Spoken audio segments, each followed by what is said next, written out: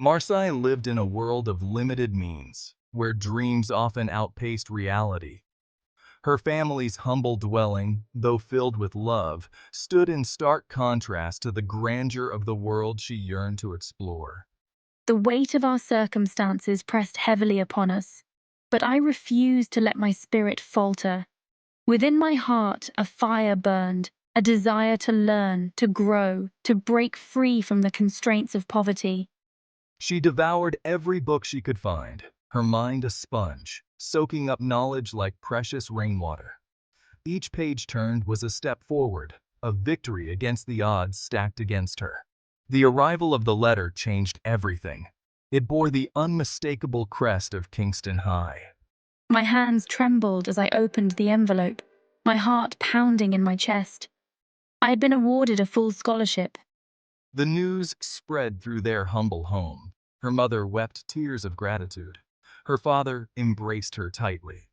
Our poverty seemed to melt away, replaced by hope and possibility. The day of her departure dawned bright and clear. Her parents accompanied her to the bus station. As the vehicle pulled away, carrying me and my dreams, they stood waving until I was a distant speck. This was the start of my incredible journey. The bus journey was long and tiring, but Marsai barely noticed. What awaited her at Kingston High?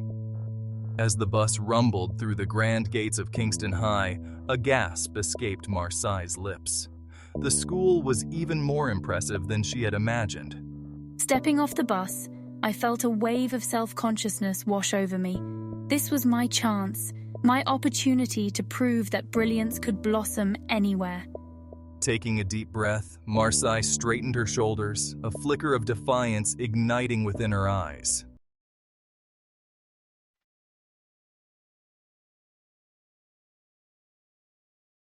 The dormitory assigned to Marsai was a world away from her humble dwelling. High ceilings, plush carpets, and an air of understated luxury filled the space. As I navigated the labyrinthine hallways, my footsteps echoing on the polished marble floors, I couldn't shake the feeling that I had stumbled onto the set of a movie, a world far removed from my own reality. Her roommate, a bubbly and energetic girl named Marie, greeted her with a warm smile and a flurry of introductions. Relief washed over Marsai as she realized that not everyone in this gilded cage was unapproachable. Just be careful of Krista. She's the queen bee of Kingston High, and she doesn't take kindly to competition. A knot of apprehension tightened in Marsai's stomach. Who was this Krista, and what had she gotten herself into? Krista rules Kingston High with an iron fist. Her beauty is legendary, her wardrobe designer-filled, and her ability to manipulate and control those around her is unparalleled. Whispers of her cruelty and vindictiveness echoed through the hallowed halls, painting a picture of a girl who would stop at nothing to maintain her position at the top of the social hierarchy. Krista was more than just a pretty face. She was a master manipulator who used her beauty and charm to get what she wanted. Her word was law at Kingston High. Rumors of Krista's ruthlessness swirled. She once sabotaged a school play to stay the center of attention. Another story told of a locker filled with rotting food. Fear was Krista's most potent weapon. She's obsessed with being the most beautiful girl in school. Marsai listened intently, her mind racing. She had never encountered anyone like Krista before. The thought of Krista's wrath was unsettling. She had come to Kingston High to learn and grow. But avoiding Krista's attention was easier said than done. Marie's warning echoed in Marsai's ears as she surveyed their shared dormitory room. It was surprisingly spacious, with large windows that overlooked the sprawling school grounds. Yet a sense of unease lingered in the air. That's Krista's bed, and those two empty ones over there belong to her minions, Sasha and Chloe. Marsai nodded, her resolve solidifying. She wouldn't let a group of privileged, image-obsessed girls intimidate her.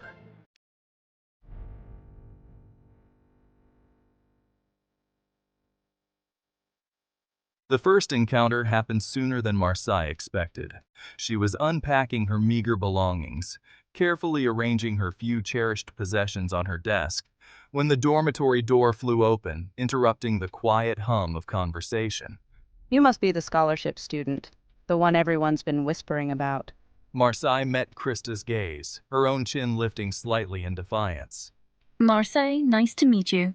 A flicker of amusement danced in Krista's eyes, as if she were sizing up an opponent, assessing her strengths and weaknesses. She didn't reply, but a knowing smirk played on her lips, as if she were privy to a secret that Marsai was yet to uncover. The silence stretched on, thick with unspoken tension, until Krista finally turned on her heel, her designer boots clicking against the hardwood floor as she exited the room, leaving a trail of expensive perfume in her wake. Marsai let out a breath she hadn't realized she'd been holding, her heart pounding in her chest. The encounter left Marsai feeling unsettled. Krista's undeniable beauty and power had an unnerving effect. She commanded attention, making everyone else fade into the background. I have not come to Kingston High to impress Krista. I am here to learn and make my parents proud. Whose are those filthy things? They're ruining our room. As she unpacked her worn-out sandals, a sharp voice cut through. They're mine.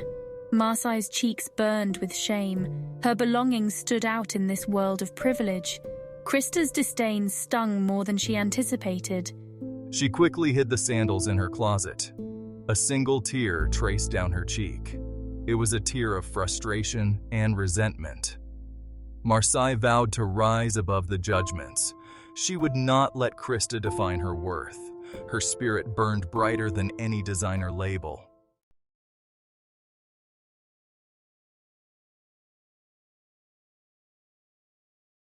Marsai tried to ignore the stares, to focus on Marie's words, but it was difficult to shake the feeling that she was an exhibit in a museum, her every move scrutinized and judged. The weight of their gazes, the unspoken questions in their eyes, threatened to crush her newfound confidence. And then she saw her. Krista, standing at the opposite end of the hallway, flanked by her ever-present minions, Sasha and Chloe. Her expression was unreadable, but a flicker of something cold and calculating flashed in her eyes as she met Marsai's gaze. Of course they are. You're a breath of fresh air in this stuffy old castle.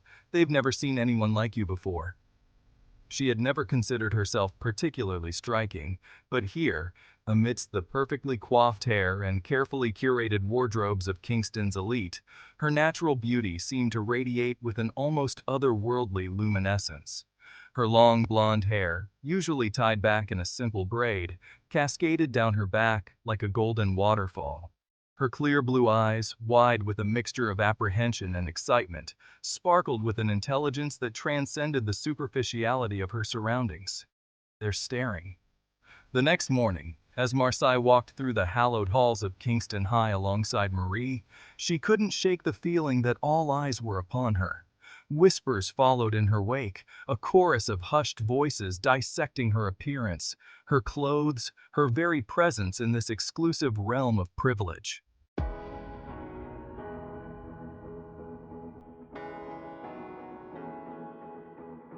The hallway seemed to tilt beneath Marsai's feet as she met Krista's gaze.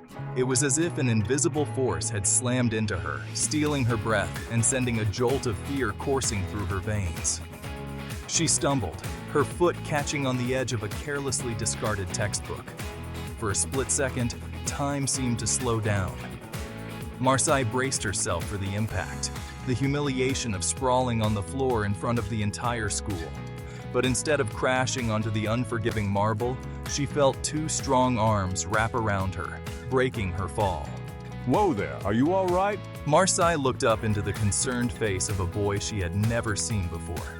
He was tall, with tousled brown hair and warm, hazel eyes that crinkled at the corners when he smiled. He had a kind face, open and friendly, a stark contrast to the icy glare she had grown accustomed to at Kingston High. I'm so sorry, I wasn't watching where I was going. Don't worry about it. It happens to the best of us. And then, as if noticing her for the first time, his eyes widened slightly. You're new here, aren't you? I'm Dave. Marsai. She replied, her heart pounding a little faster than usual. Word of Marsai's accidental encounter with Dave, the most popular boy in school, spread through Kingston High like wildfire. Suddenly, She was no longer just the scholarship student. She was Dave's mystery girl, the object of envy and speculation. I couldn't believe how quickly things changed. Groups of girls would fall silent as she approached. Marsai felt a strange mix of exhilaration and unease. To her surprise, Dave seemed oblivious to the stir. Hey, Marsai, come join us for lunch? He sought her out in the cafeteria. He walked her to class, his easy laughter chasing away the whispers. For the first time, Marsai felt like she belonged.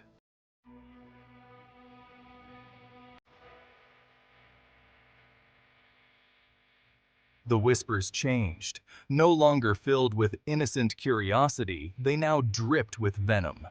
Rumors began to circulate, poisoning her reputation. It was like living a nightmare.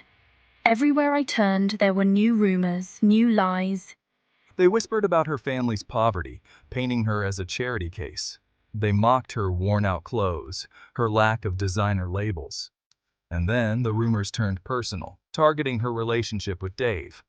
They said I was using Dave, that I was just trying to climb the social ladder. The cruelty escalated. Hateful messages appeared on her locker. Her textbooks were vandalized. Someone even tripped her in the hallway. I felt completely alone. Even Marie started to look at me differently. And Dave, even he seemed distant. Marsai felt utterly alone. Even Dave seemed to be keeping his distance. She had stumbled into a viper's nest, and the vipers were circling, ready to strike. The squeak of sneakers on polished wood, the rhythmic thud of the basketball, the camaraderie of her teammates. These were the sounds that drowned out the noise. The basketball court became Marsai's sanctuary, a haven from the relentless whispers and judging eyes at Kingston High. Marsai, you should join the basketball team. I can see you have the determination and strength for it. Dave, her rock in the storm of rumors, convinced her to join the team. He saw a spark of determination in her. On the court, I felt free. The weight of everything just melted away. And he was right. As Marsai moved with grace, she felt a sense of liberation she had never experienced before. The squeak of sneakers, the thud of the basketball, these sounds drowned out the noise. My teammates started to see me differently. They saw my dedication, my passion. Her teammates quickly warmed to her dedication and natural talent. They recognized a kindred spirit. On the court, I was just Marsai. A player, a teammate, a friend. She was simply Marsai, a valued teammate, a skilled player, a force to be reckoned with. In the camaraderie of her team, she found a glimmer of hope. I don't ever slow up, no I don't take shit. I got no love for the fakeness. If you wanna play tough and wanna hate this, I'll always show up. I don't ever slow up, no I don't take shit. I got no love for the fakeness. If you wanna play tough and wanna hate this, I'll always show up and make a statement. I don't ever slow up, no I don't take shit. I got no love for the fakeness. If you wanna play tough and wanna hate this, I'll always show up and make a statement. Everything I do so instinctive and so passionate. Every word I move so descriptive like an adjective. I got a vendetta against people who patented being negative when you should be getting after it. I got facts over tracks, this and that. Spitting slow, spitting fast. I could roast, I could gas. Think I'm okay at last, but I don't know if that can erase all the past. And the pettiness, a reflection of the emptiness. Hilarious, you think you're worth my time, you're delirious. Mysterious, because you hide behind a fake exterior. Inferior, you know I'll always be a bit superior. Get off of me, this ain't no humble brag. I want you to hear words, you can say them back. I want you to feel free from the chains at last, and to believe in what you got, it was built to last, yeah. Now that I've been put through hell, I never got anyone's help. I had to do it all myself.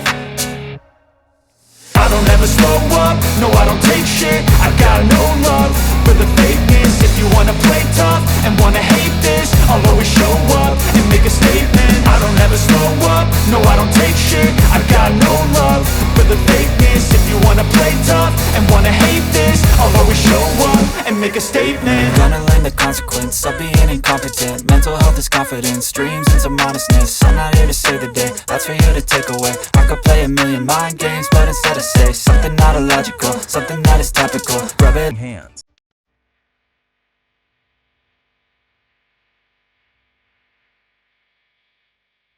Section 3, A Rumor's Poison.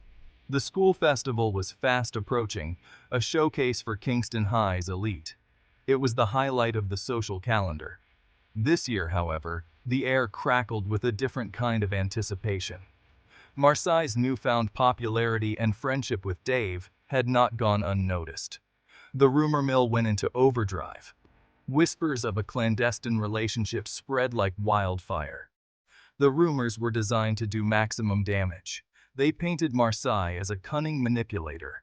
The poison of their words seeped into every corner of Marsai's life. She noticed the once welcoming smiles turning cold. She felt the sting of isolation. And worst of all, she saw the doubt creeping into Dave's eyes.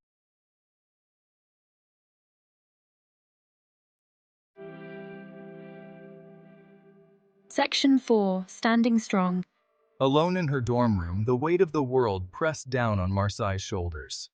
Rumors and betrayals swirled around her like a storm. She had come to Kingston High with high hopes and dreams, but she stumbled into a minefield of envy and deceit. Meeting her gaze in the mirror, a flicker of defiance ignited. She would not let them break her. She would not let their cruelty define her. She had fought too hard to let their words destroy her dreams. Taking a deep breath, Marsai straightened her shoulders. She would not let fear dictate her actions. She would stand tall and let her actions speak louder than words. The announcement of the annual Face of Kingston competition sent a ripple of excitement through the student body. It was the most coveted title at Kingston High. For years, the crown had rested firmly atop my head, but this year a new contender emerged. Marsai, initially hesitant, found herself bombarded with encouragement. Her basketball teammates rallied behind her, chanting Marsai for Face of Kingston. Classmates, drawn to her warmth, added their voices to the support. Even some teachers subtly expressed their approval. It seemed the tide of negativity was turning, replaced by admiration. But Krista, threatened by Marsai's popularity, was not about to give up without a fight.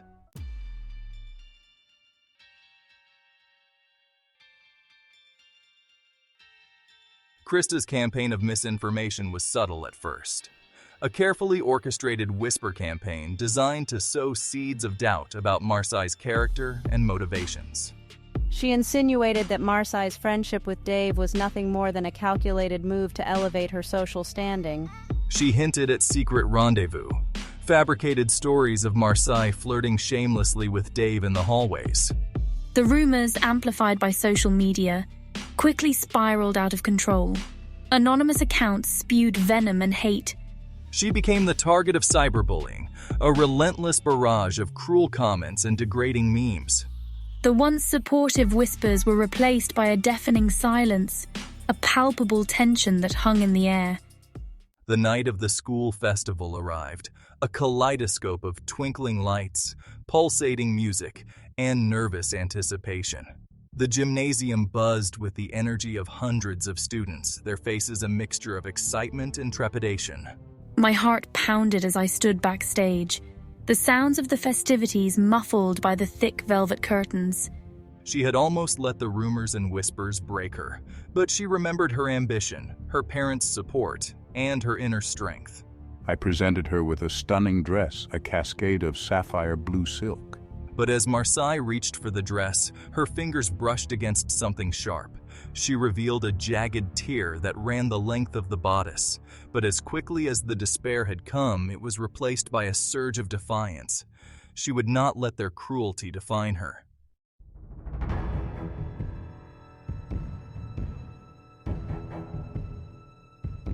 Across the hall, oblivious to the drama unfolding in Marsai's dressing room, Krista surveyed her reflection in the mirror, a satisfied smile playing on her lips.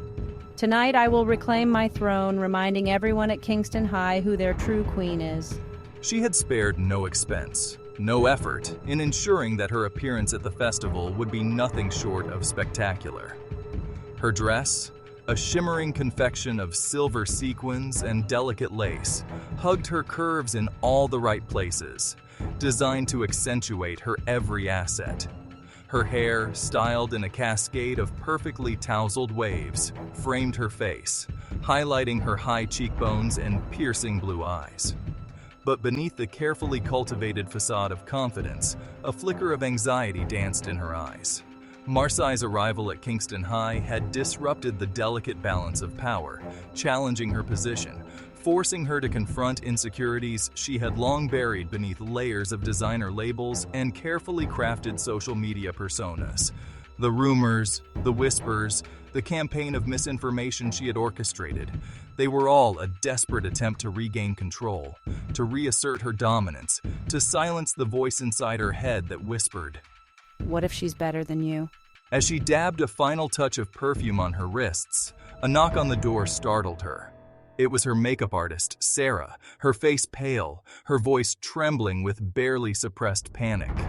There's been an accident. Her words sent a chill down Krista's spine. The announcement of the Face of Kingston nominees was met with polite applause, a stark contrast to the ovation for Marsai. Krista, her smile frozen, made her way to the stage, her world crumbling. As she stepped into the spotlight, a collective gasp rippled through the crowd. Her makeup melted under the stage lights, revealing imperfections. Whispers started, growing louder, impossible to ignore. What's wrong with her face? Is she sick? The rumors she spread about Marsai came crashing down, a karmic boomerang. The crowd now stared with pity, disgust, and satisfaction. Krista fled the stage, her composure shattered. Marsai, with quiet confidence, accepted the crown. The queen had fallen. Long live the queen.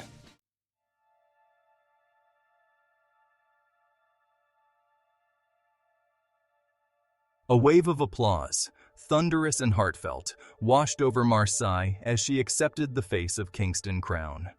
It was a victory not just for her, but for anyone who had ever been underestimated, overlooked, or silenced. In that moment, the gilded cage of Kingston High seemed to dissolve, replaced by a sense of unity and shared understanding. The whispers, rumors, and lies faded as Marsai looked out at the sea of faces, reflecting peace and self-acceptance. She had faced her demons and emerged stronger, wiser, and more determined. Even as I basked in the spotlight, I felt a pang of sympathy for Krista. The girl who once ruled Kingston High was now nowhere to be seen. The weight of her lies and insecurities had proven too heavy to bear. Redemption, Marsai knew, was a journey best taken alone. Krista had to confront her own demons and learn to love and accept herself. As I stepped off the stage, enveloped in my friends' embraces, I felt hope for Krista. Perhaps someday, she would see that true beauty lay in the depths of one's soul. The evening passed in a blur of laughter, dancing, and heartfelt congratulations. The Face of Kingston title was redefined, transformed into a testament to kindness and resilience. My heart overflowed with gratitude. I was no longer the awkward scholarship student, but the people's queen of Kingston High. Dave, his eyes shining with pride, never left her side. Their connection overshadowed all rumors and lies. Marsai, this is just the beginning. We've come so far, and I can't wait to see where your journey takes you. As the music softened and the lights dimmed, Marsai felt gratitude for the journey that brought her here. Kingston High, once a gilded cage, now seemed like a distant memory, a stepping stone to endless possibilities.